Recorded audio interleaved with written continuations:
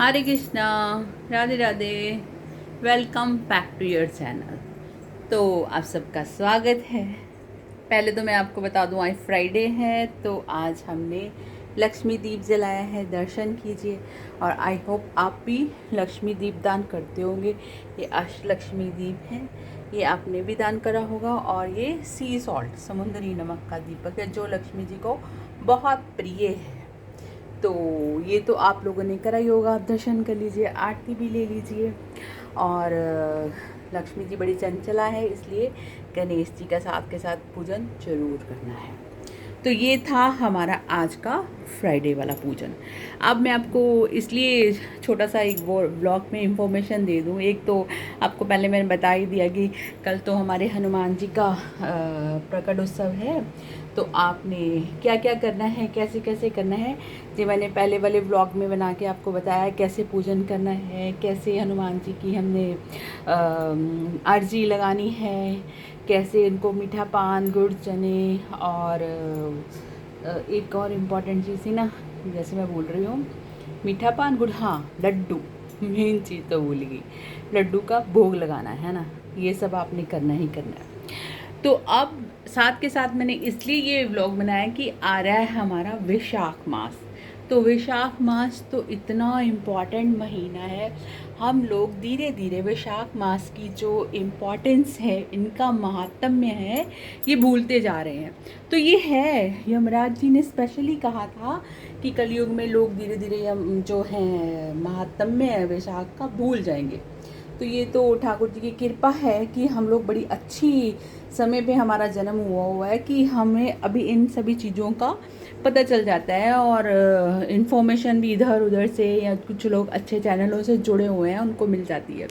तो मैं बता दूं आपको, वैशाख मास में जैसे माघ मास में स्नान का बहुत महात्म्य है, उतना उससे भी 100 गुना ज़्यादा, 1000 गुना, 100 गुना ज़्यादा कार्तिक का है, और 1000 गुना ज़्यादा वैशाख मास का नहाने का महात्म है।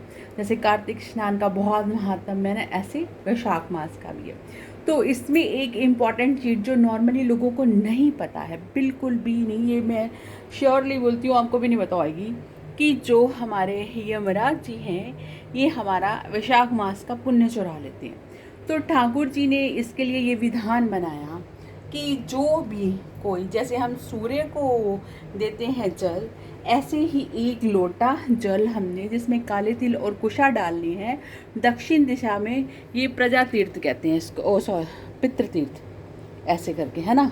तो आपने इस साइड से जल अर्पित करना है दक्षिण दिशा की तरफ, यमराज जी के लिए। तो उससे क्या होएगा, यमराज जी आपसे प्रसन्न होंगे और आपका पुण्य नहीं चुराएंगे, वो प्रॉपर आपको ही मिलेगा। वैशाख मास का पूरे पूरे, जिसको हम पुण्य, जिसको हम माधव मास भी बोलते हैं। तो माधव मास में आपने माधव जी की खूब सेवा करनी है। ये पूरा महीना ही जयंतियों का, उत्सवों का है। वैशाख मास में बहुत बहुत बड़े बड़े उत्सव आते हैं, तो आप सब ने ये करना ही करना है। तो मेन विशेष चीज़ क्या करनी है, यमराज जी को एक लोटा जल चढ़ाना। वो अलग है, जो पितरों को देते हैं ना हम, वो अलग है, उसमें श्राद्ध का भी बहुत महत्व है, वो अलग है। ये यमराज जी को एक लोटा जल चढ़ाना, ये अलग है। ये वैशाख मास में आपने विशेष चीज़ करनी है। तो बाकी आज 9:30 बजे तो मैं लाइव आ ही रही हूँ। तो जो आपके प्रश्न होंगे आप मुझसे पूछ सकते हो। आप इसमें वैशाख मास में आपने कोई ना कोई ग्रंथ जरूर लगाना है, और स्नान सुबह सूर्य उदय से पहले पहले कर लेना है।